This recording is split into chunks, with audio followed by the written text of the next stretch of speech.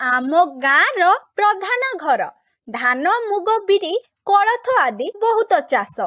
ସବୁ ଅମଳ କରି କୋଠରୀରେ ରଖନ୍ତି। ସେଇ ସବୁ ଶସ୍ୟ ଖାଇବାକୁ ସେ କୋଠରୀକୁ ପଲେ ମୂଷା ଆସନ୍ତି। ଯାହା ଆଦର ପାଆନ୍ତି ସମସ୍ତେ ମନ ଖୁସିରେ ସାଙ୍ଗସାଥି ହୋଇ ଖାଆନ୍ତି। ଭଲ ଜିନିଷଟିଏ ପାଇଲେ ସମସ୍ତେ ଯାଇ ତାହା ଖାଆନ୍ତି ବା ବାହାରକୁ ବୋହି ଆଣନ୍ତି, ଏକାଠି ଖାଆନ୍ତି। ଦିନକର କଥା, ପ୍ରଧାନ ଘର ବୁଢ଼ୀ କାକରା ପିଠା କରିଥାଏ। ଗୋଟିଏ ମୂଷା ପିଠାର ମହକ ପାଇ ରୋଷେଇ ଘରେ ପଶିଗଲା। ପିଠାଏଟିଏ ଟାଣି ଆଣିଲା। କାକରା ପିଠାଟି ଭାରି ସୁଆଦିଆ। କବାଟ କୋଣକୁ ଟାଣି ଆଣି ଏକାକୀ ଲୁଚି ଖାଇଲା। ସେ ଭାବିଲା, ଯଦି ପିଠାଟିକୁ ଅନ୍ୟ ମୂଷାମାନେ ଦେଖିବେ ତାହେଲେ ତା ଭାଗରେ ଛୋଟିଏ ପିଠା ଖଣ୍ଡେ ପଡ଼ିବ।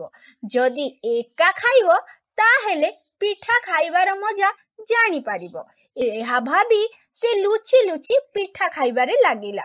ଅଧା ଖାଇଲା ବେଳକୁ ତାର ପେଟ ପୁରିଗଲା। ସେ ଯାଇ ପାଣି ପିଇ ଆସିଲା, ଟିକିଏ ବିଶ୍ରାମ ନେଲା। ତାପରେ ପୁଣି ଖାଇବାରେ ଲାଗିଲା। ବହୁତ କଷ୍ଟରେ ସବୁତକ ପିଠା ଖାଇଦେଲା। ପିଠା ସିନା ସବୁ ଖାଇଦେଲା, ହେଲେ ଯାଏ କୁଆଡ଼େ? ତାର ପେଟ ଫୁଲିଯିବାରୁ ସେ ଆଉ ଉଠି ପାରିଲା ନାହିଁ। ବଡ଼ ବିକଳରେ ତାର ସାଥୀମାନଙ୍କୁ ରଡ଼ି ଛାଡ଼ିଲା। ହେଲେ ସେ ଏକାକୀ ଅଲଗା ବାଟରେ ଲୁଚି ରହିଥିବାରୁ ତା ଡାକ କେହି ଶୁଣି ପାରିଲେ ନାହିଁ। ମୂଷାଟି ଖାଲି ଭୂଇଁରେ ଗଡ଼ିଲା ଓ ରାତି ଛାଡ଼ିଲା, ରଡ଼ି ଛାଡ଼ିଲା। ତାକୁ ଝାଡ଼ା ବାନ୍ତି ହୋଇଗଲା। ଅତ୍ୟନ୍ତ କଷ୍ଟ ହେତୁ ତାକୁ ଶନିପାତ ଧରିଗଲା ଓ ମୃତ୍ୟୁବରଣ ବି କଲା। ଆସ, ଆମେ ଏହି ଗପରୁ ଶିଖିବା ଯେ ସ୍ୱାର୍ଥପର ମୂଷା ଭଳି ଅଧିକ ଲୋଭ କଲେ ତା ଭଳି ଅସହାୟ ମୃତ୍ୟୁବରଣ କରିବାକୁ ପଡ଼ିବ। ବୁଝିଲେ ତ ପିଲାଏ?